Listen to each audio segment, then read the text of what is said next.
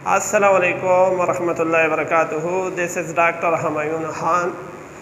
Dear students, आज की class की शुरुआत करते हैं।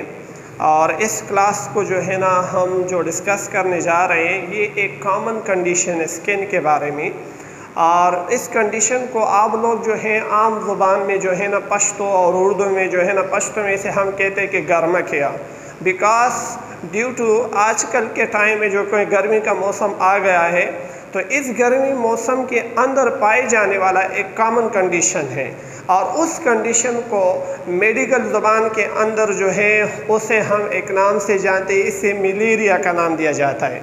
आप लोग इस पे कंफ्यूज ना होना। एक मलेरिया है जो कि पैरासाइट से पैदा होने वाली एक बीमारी है, और दूसरे जो है ना मलेरिया है जो कि स्पेलिंग के अंदर डिफ़र है। इस मलेरिया का सिंपल मतलब ऐसा होता है कि जो आपकी स्किन के ऊपर छोटे छोटे रेड छोटे छोटे सुर्ख दाने जो बम की शक्ल में जो है ना निकल आते हैं। तो मेरे बातों का कहने का मतलब ये है डियर कि आज की क्लास की जो शुरुआत हम करेंगे वो है एक स्किन की कॉमन कंडीशन। और इस स्किन की कॉमन कंडीशन जो कि आजकल की गर्मी के मौसम के अंदर हर एक इंडिविजुअल, कि वो बच्चा है, छोटा बच्चा है, कि वो अडल्ट है या वो बूढ़ा है, कि वो औरत है कि मर्द है, ये सब के सब हजरात जो है ना इस बीमारी का क्या होता है शिकार होता है। इससे बहुत ज़्यादा डिस्टर्ब हो जाते हैं। उसकी सारी पर्सनल जो लाइफ की जो एक्टिविटी है मोस्टली इस गर्मी के मौसम के अंदर। तो आज की क्लास की शुरुआत हम इंशाल्लाह आज की क्लास के अंदर जो कवर करने की कोशिश करेंगे वो ये है कि एक तो हम ये समझने की कोशिश करेंगे कि आखिरकार ये क्यों पैदा हो रही है, नंबर 1। दूसरा ये होगा कि इसके पैदा होने के पीछे मेन रिस्क फैक्टर क्या है, क्या वजूहात हो सकती हैं। और इसके बाद लास्ट वन हमारा ऑप्शन यही होगा कि इससे हम किस तरह छुटकारा हासिल करें ताकि ये गर्मी का मौसम भी सही तरीके से गुजर जाए और हम इस बीमारी का जो है ना सही तरीके से जो है ना इसके शिकार होने से भी बच जाए। और फाइनली फिर हम इसके इलाज को डिस्कस करेंगे कि वो इलाज जर्नल मेजर्स क्या हो सकते हैं और साथ साथ जो है ना इसका मेडिकल ट्रीटमेंट है कि नहीं है। तो क्लास की शुरुआत करते हैं। लेकिन इस कंडीशन को जो स्किन के ऊपर छोटे छोटे से दाने निकलते हैं इसको मेडिकल ज़ुबान में इसे मलेरिया के नाम से जाना जाता है। और इंग्लिश ज़ुबान में इसे दो किस्म के नाम दिए जाते हैं। एक को कहते हैं हीट रैश और दूसरा नाम भी इसे दिए जाते हैं, इसे कहते हैं प्रिकली हीट का नाम दिया जाता है। तो ये तीन किस्म के नाम हो गए। एक नाम जो है उसको हमने हीट रैश का नाम दे दिया, दूसरे नाम को हमने प्रिकली हीट का नाम दिया, और तीसरा जो नाम है उसे हम मेडिकल जुबान में इसी मलेरिया के नाम से जो है जाना जाता है। तो क्लास की शुरुआत करते हैं यार।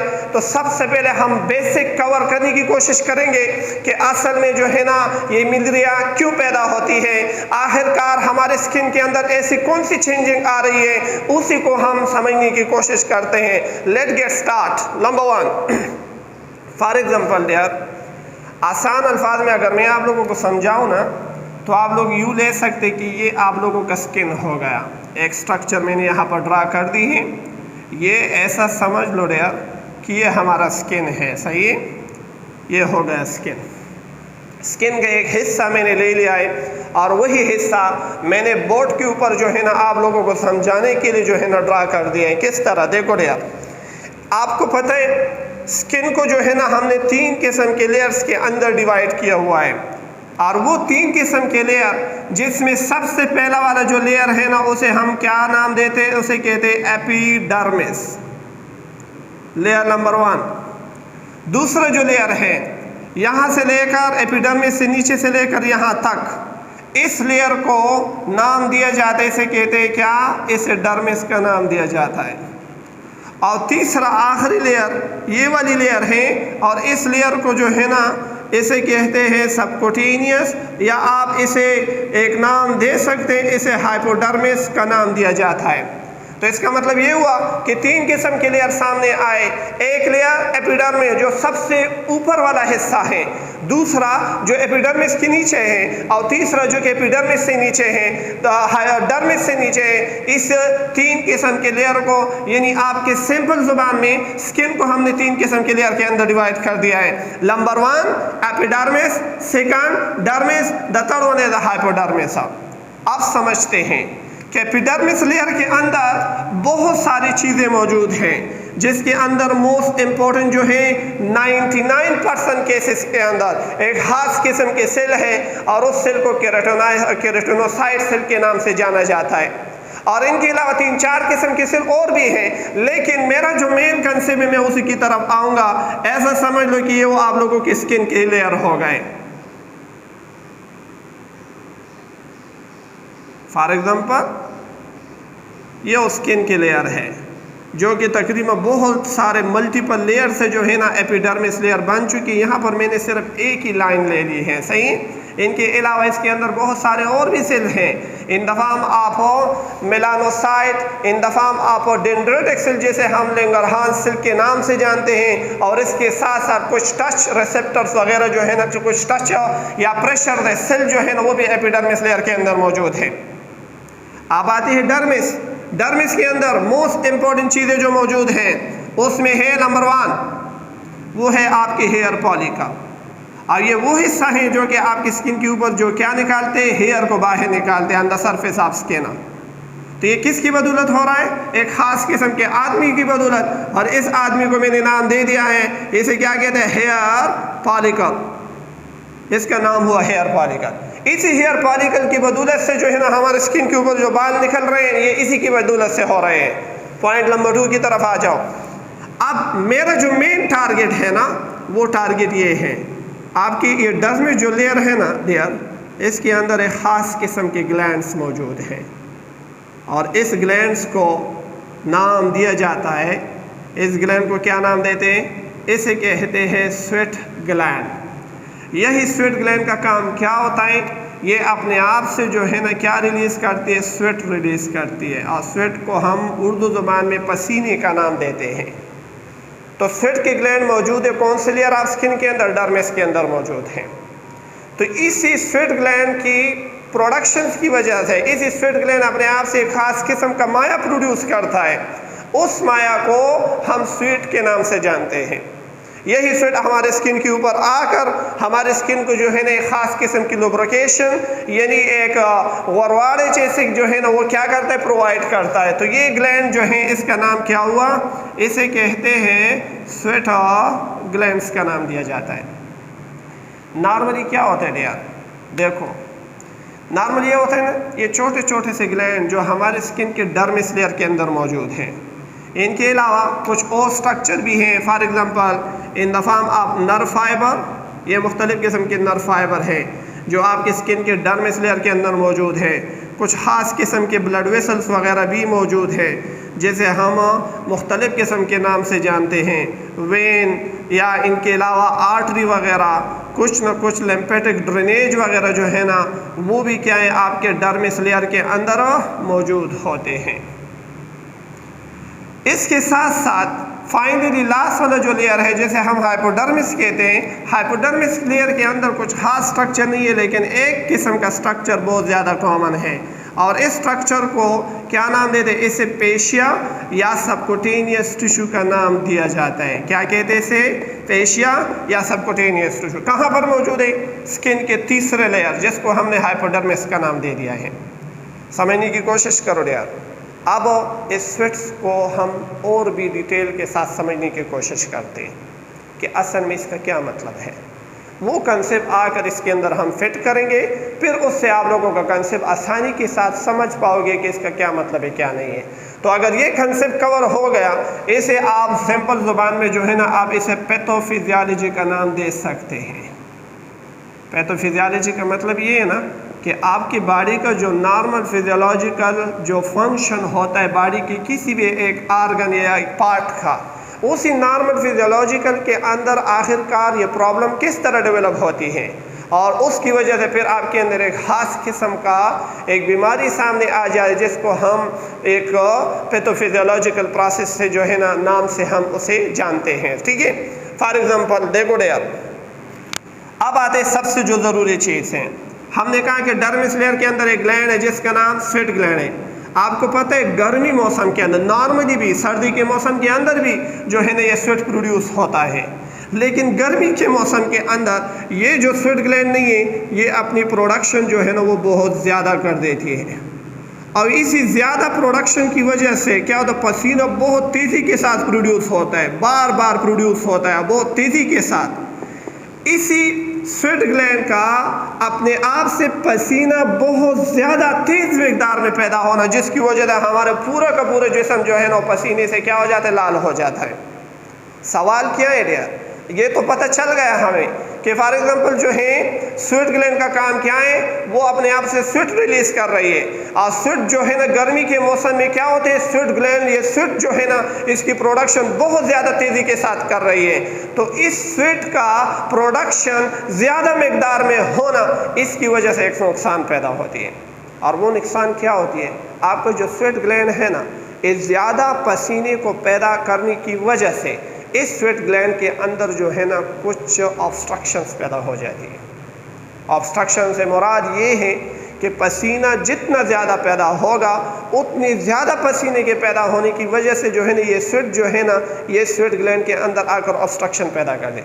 और इसी ऑब्स्ट्रक्शन पैदा करने की वजह से इसके ऊपर कुछ न कुछ माइक्रो ऑर्गेनिज्म भी आ सकते हैं, या आप यूँ भी ले सकते हैं कि इस ऑब्स्ट्रक्शन के या इस स्वेट ग्लैंड के अंदर ऑब्स्ट्रक्शन पैदा होने की वजह से आपकी स्किन के ऊपर छोटे छोटे से दाने जो लाल कलर के हो सकते हैं और बिल्कुल तकरीबन जो है ना 2 से 4 सेंटीमीटर तक लॉन्ग होते हैं। इसी दानों को जो कि किसकी वजह से पैदा हुई, स्वेट ग्लैंड के अंदर ऑब्स्ट्रक्शन पैदा होने की वजह से पैदा हुई। इसी छोटे दाने को जो है हम मेडिकल ज़ुबान में इसे एक नाम से जाना जाता है और इसी मिलिरिया के नाम से जाना जाता है। तो कंसेप्ट ये था डियर फिजियोलॉजी कि गर्मी के मौसम के अंदर स्वेट ग्लैंड जो है ना, ये स्वेट इंतहाई ज़्यादा मिकदार में प्रोड्यूस करता है। इसी ज़्यादा मिकदार में पैदा होने की वजह से आप देखो जो ब्लैक मार्कर से मैं ड्रा कर रहा हूँ, ये उस स्वेट ग्लैंड का डक है। इसी डक के अंदर जो है ना क्या हुआ, ऑब्स्ट्रक्शन पैदा हो गया। इसी ऑब्स्ट्रक्शन, इसको मैंने सिंपल सामने लिख दिए कि ये हो गया क्या, ऑब्स्ट्रक्शन पैदा हो गया। इसी ऑब्स्ट्रक्शन पैदा होने की वजह से अब क्या होगा, आपकी स्किन के ऊपर छोटे छोटे से दाने निकलना शुरू हो जाएंगे। और इसी छोटे छोटे दाने जो कि स्वेट ग्लैंड की ऑब्स्ट्रक्शन की वजह से आपके अंदर पैदा हो गई है, इस कंडीशन को मेडिकल ज़ुबान में एक नाम से जाना जाता है। इसे क्या कहते हैं, मिलिरिया, या मिलिरिया का नाम भी दिया जाता है। ये था डियर आज के टॉपिक का सिर्फ और सिर्फ बेसिक कंसेप्ट। अब इसके बाद जो नेक्स्ट टॉपिक हम स्टार्ट करने जा रहे हैं वो इसी टॉपिक के हवाले से, एक तो कंसेप्ट कवर हो गए कि इसका मतलब क्या है। अब आते हैं इस मिलिरिया की डेफिनेशन को भी थोड़ा सा समझने की कोशिश करते हैं कि इसका डेफिनेशन क्या है। फिर उसके बाद हम देखेंगे कि इसके पीछे आखिरकार रेस्पेक्टर कौन है कौन नहीं, तो उसके पीछे आएंगे। देखो डियर, यहाँ पर मैंने मिलिरिया का डेफिनेशन मेंशन किया हुआ है और वो ये है, मिलिरिया का दूसरा नाम है, it is also called heat rash.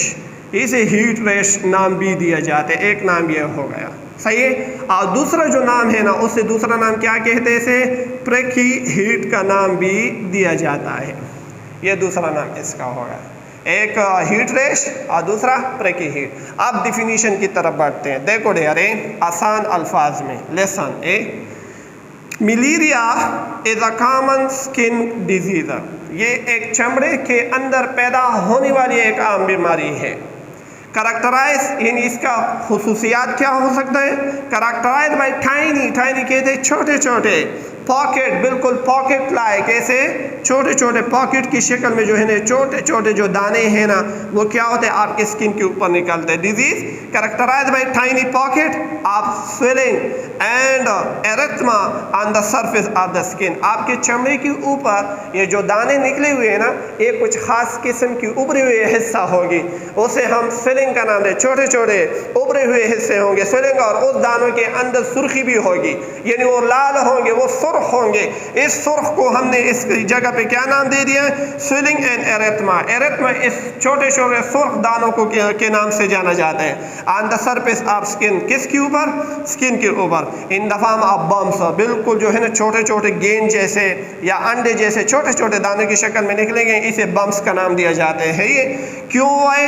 Due to, आया वो main point, due to blockage, blockage या ऑब्स्ट्रक्शन या इन्फ्लेमेशन। सही है, ब्लॉकेज पैदा हुआ या इन्फ्लेमेशन पैदा हुआ, किसके अंदर पैदा हुआ? Of the sweat gland, sweat gland के अंदर। तो इसका मतलब यूँ हुआ कि स्वेट ग्लैंड के अंदर जब ऑब्स्ट्रक्शन या इन्फ्लेमेशन पैदा होगा कि इसकी वजह से कंडीशन आएगी, इस कंडीशन को हम नाम दे देते हैं। इसे क्या नाम दिया जाएगा? मलेरिया का नाम दिया जाएगा। अच्छा यार, ये तो बेसिक कंसेप्ट कवर हो गया। अब इसके बाद जो नेक्स्ट हमारा कंसेप्ट है वो है क्या कि फॉर एग्ज़ाम्पल ये लोग इस मलेरिया कंडीशन का शिकार क्यों होते हैं, तो उसको समझने की कोशिश करते हैं। सही है, तो वो यहाँ पर मैं आ जाता हूँ डियर, और यहाँ पर मैं लिख देता हूँ, वो है, इसे कहते हैं रिस्क फैक्टर। कुछ खास पता नहीं चलता कि किसकी वजह से पैदा होती है, लेकिन जो मेन रिस्क फैक्टर है उस रिस्क फैक्टर के बारे में आप लोगों को बता देता हूँ कि वो क्या है क्या नहीं है। सबसे जो कॉमन है, सबसे कॉमन कंप्लेंट जो है आजकल के गर्मी के मौसम के अंदर मलेरिया का शिकार होना, वो सबसे कॉमन कंप्लेंट जो है वो क्या है? गर्मी का मौसम है, हॉट क्लाइमेट, आबो हवा, गर्म आबो हवा है या गर्म माहौल है। इसी गर्म माहौल की वजह से जो है ना आप इसके शिकार होंगे। तो सबसे पहला काज क्या हुआ? वो है डियर हॉट ह्यूमिड या हॉट क्लाइमेट्स का नाम भी दे सकते हैं, हॉट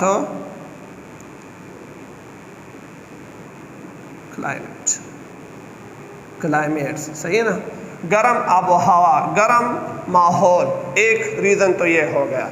इसके बाद जो दूसरा रीज़न जो है डियर वो है क्या? आपके जो स्वेट ग्लैंड है ना वो बच्चे के अंदर क्यों पैदा होता है? वो इस वजह से कि हो सकता है कि वो स्वेट ग्लैंड जो है ना वो मैच्योर अभी तक नहीं हुए हैं। इसी मैच्योर ना होने की वजह से जो है ना वो क्या होता है? डेवलप हो सकते हैं। तो इसके सामने मैं लिख दूंगा कि स्वेट ग्लैंड और इमेच्योर या इमेच्योर स्वेट ग्लैंड। लेकिन अगर इमेच्योर हो गया, इमेच्योर स्वेट ग्लैंड, सही है, स्वेट ग्लैंड की जो है ना वो क्या है? इमेच्योर है। किसके अंदर? न्यूनेट के अंदर। जो नया बच्चा है, 1 महीने वाला जो बच्चा है, उसके अंदर अभी तक ये ग्लैंड मैच्योर नहीं हुआ है। दूसरा रीज़न ये हो गया। तीसरे की तरफ मैं आ जाता हूँ डियर, वो लोग जो बहुत ज़्यादा एक्सरसाइज करते, फिज़िकल एक्टिविटी करते, आजकल के टाइम में जो जिम को जो स्टूडेंट्स वगैरह या जो लोग जिम वगैरह करते, गर्मी के मौसम भी चले जाते, तो इतना पसीना अपने आप से निकाल लेते हैं कि उस पसीने की निकालने की वजह से उसके स्वेट ग्लैंड के अंदर ऑब्स्ट्रक्शन पैदा होकर फाइनली वो क्या होते हैं? मलेरिया कंडीशन का शिकार हो जाते हैं। तो ये हो गया इंटेंस एक्सरसाइज या फिज़िकल एक्टिविटी। सही है, इंटेंस एक्सरसाइज, और या इसे आप नाम दे सकते थे, कहते हैं फिजिकल एक्टिविटी। सबसे कॉमन जो है ना ये 3 किस्म की रीज़न मैंने यहाँ पर बता दी हैं। कुछ ना कुछ लोग भी ऐसे होते हैं जिसे स्किन की ख़ास किस्म की बीमारी होती है, जिसे हम क्या कहते हैं? उसे कहते हैं स्टीवन जॉनसन सिंड्रोम का नाम दिया जाता है, स्टीवन जॉनसन सिंड्रोम। तो ये मुख्तलिफ़ किस्म के क्या है? ख़ास है, मुख्तलिफ़ किस्म के रीज़न्स हैं जो कि क्या होता है आपके अंदर मलेरिया के पैदा होने के चांसेस जो है ना, यही वो लोग हैं जो कि पैदा करते हैं। नंबर 1 क्या था? हॉट क्लाइमेट्स, जो मैंने बता दिया है। किस वजह से?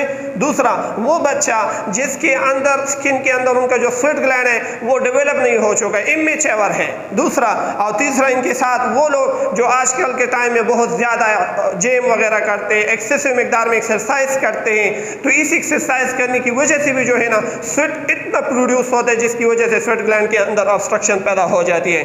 और फाइनली जो है ना वो SGS का मतलब है स्टीवन जॉनसन सिंड्रोम, जो कि एक ख़ास किस्म की बीमारी है हैं। कुछ ना कुछ लोग ऐसे होते हैं जो कोई भी मेडिकेशन वगैरह लेकर उसकी वजह से जो है ना उसके स्किन उस ड्रग के against hyper sensitivity reaction start करके वो स्किन मुकम्मल पे मुकम्मल क्या हो जाता है, ख़राब हो जाती है। इस कंडीशन को सिंपल स्टीवन जॉनसन सिंड्रोम के नाम से जाना जाता है।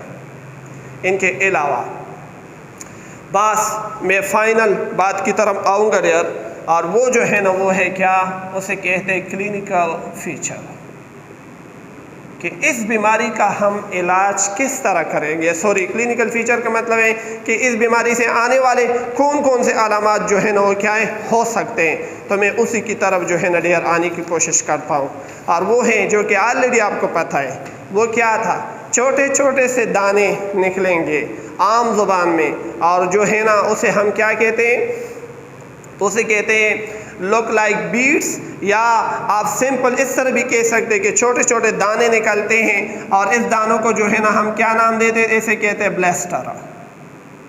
सही है ना, ब्लेस्टर निकल आए छोटे छोटे दाने। ये दाने जो है ना 1 सेंटीमीटर से लेकर 2 सेंटीमीटर तक इसकी साइज़ होती है, और साइज़ के साथ साथ इसके अंदर सुर्खी भी मौजूद होती है, जिस तरह मैंने बताया कि क्या है एंड एरेथमा। तो ये मेन चीज़ है एरेथमा। और दूसरा जो नुकसान है, जब ये दाने क्या होंगे, ये बहुत ज़्यादा एचिंग करेंगे, खारिश वगैरह जो है ना इसकी बहुत ज़्यादा होगी। इस खारिश की वजह से क्या होता, हमने मिसाल के तो अपने फिंगर ले लिए, इन दानों पे बार बार रफिंग करने की कोशिश करें तो दाने क्या हो जाएंगे, वो फट जाएंगे, रप्चर हो जाएंगे। तो इससे क्या हो जाएगा, बाहर से कोई जरासीम आकर वो दानों के अंदर चले जाकर आपके अंदर और भी बहुत सारी बीमारियां पैदा कर सकती है। तो इसका मतलब क्या हुआ, एचिंग है। तो एचिंग की वजह से आपका जो स्किन है ना, वो स्किन क्या हो जाएगा, ब्रेक हो जाएगा।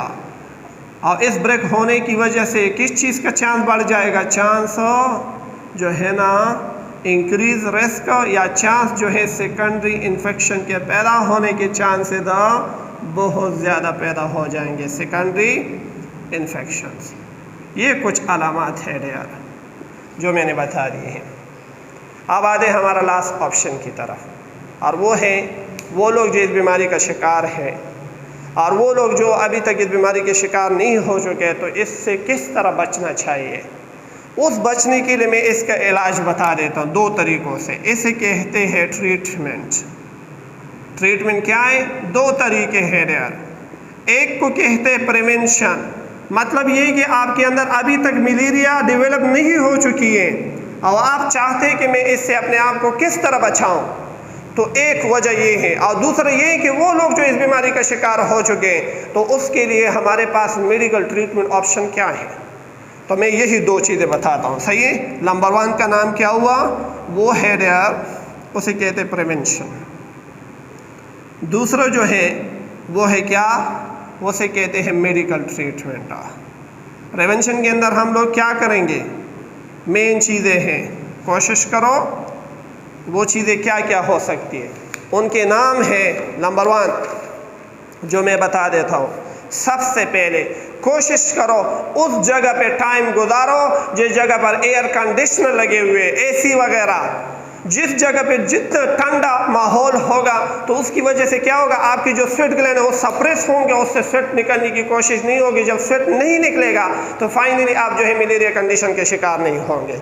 तो सबसे ज़रूरी चीज़ क्या है, आप कोशिश करो उस जगह पे टाइम गुजारो जिस तरह मिसाल के आजकल के टाइम में और हर एक ऑफिस के अंदर एक एसी लगे होते, कोशिश करो आप ठंडी जगह पे अपने आप को गुजारो। या गर्मी का मौसम ज़्यादा तौर पे उस टाइम पे गुजारने की कोशिश करो, और साथ साथ कोशिश करो जेम वगैरह जो है उससे कुछ 1 महीना 2-3 की जो है ना रेस्ट कर लो, उससे छुट्टी कर लो। और साथ साथ जो है इनके अलावा कुछ और भी इम्पोर्टेंट चीज़ें है कि एक्सेसिव एक्सरसाइज का स्टॉप करो, और अपने आप से जो है ना फिजिकल एक्टिविटी भी इतनी स्ट्रॉन्ग मत करो जिसकी वजह से क्या हो, आपसे जो है ना स्वेट ग्लैंड से और प्रोडक्शन स्टार्ट हो और फाइनली आप इसके शिकार हो। तो मैं 3-4 किस्म के पॉइंट्स लिख देता हूँ। नंबर 1 जो पॉइंट्स है वो है क्या, 1, 2, 3 में ज़्यादा नहीं, सिर्फ 1-4 बातें यहाँ पर बता दूंगा क्योंकि वीडियो जो है ना बहुत ज़्यादा लेंथी हो रही है। तो फाइनली वह 3-4 पॉइंट जो है ना आपने उस पर अपने आप को समझाना होगा, और वो है क्या। Number 1, work in air condition office for at least few hours a day। Work it in, कौन सी जगह पे गुजारनी चाहिए? एयर कंडीशनर,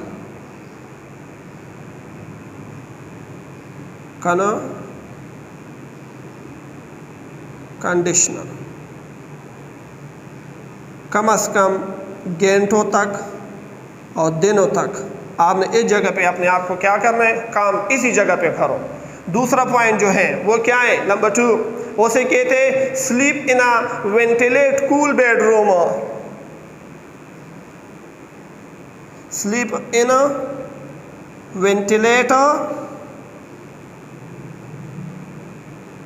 क्या? Ventilate cool bedroom. इस सेंटेंस का क्या मतलब हुआ? इसका मतलब ये हुआ, कोशिश करो कि जब आपको सोना है तो उस जगह पे सो जो जगह क्या हो, बहुत ज़्यादा ठंडी हो। तो उस रात को जो है ना स्लीप उसी जगह पे करो जिस जगह पे जो है ना फॉर एग्जाम्पल ठंडक वगैरह बहुत ज़्यादा हो, उस जगह पे सो लिया करो। इसका मतलब ये हुआ। तीसरे पॉइंट्स की तरफ मैं आ रहा हूँ और उसका नाम है देयर। उसे कहते हैं कि क्या? कोशिश करो, मूव अवे फ्रॉम, कोशिश करो उस जगह से हरकत करो जिस जगह पे गर्मी का मौसम बहुत ज़्यादा है और जो है ना अब हवा बहुत ज़्यादा गर्म है, और वो जगह जिस जगह पे आप बिल्कुल डायरेक्ट जो है ना सन के नीचे आप काम कर रहे हैं, उस जगह से कोशिश करो कि आप अपने आप को दूर रखो। तो सबसे जो ज़रूरी चीज़ है वो तीसरा पॉइंट्स है, वो है move away from a tropical climates, move away from tropical climate। सही है? बस ये मेन चीज़ें इसको समझने की कोशिश करो। ये हमारे वो रास्ते हैं जिससे हम मलेरिया से बचने की कोशिश कर सकते हैं, इन 2, 3, 4 बातों की वजह से। लास्ट पॉइंट की तरफ मैं आ रहा हूँ और उसका नाम है कि अब जो है हम इसका ट्रीटमेंट किस तरह करेंगे, मेडिकल ट्रीटमेंट। तो मेडिकल ट्रीटमेंट के अंदर आजकल के टाइम में मार्केट में बहुत सारे ब्रांड्स वगैरह आते हैं, लेकिन जो कॉमनली डर्माटोलॉजिस्ट वगैरह प्रिस्क्राइब करते हैं मैं उसकी बात करूँगा, और वो है 2 किस्म के लोशंस। इन दोनों को जो है ना आप लोगों ने क्या करना है, एक लोशन का नाम है जिसे हम नाम दे देते हैं, this is simply we called the derma smooth lotion, derma smooth lotion.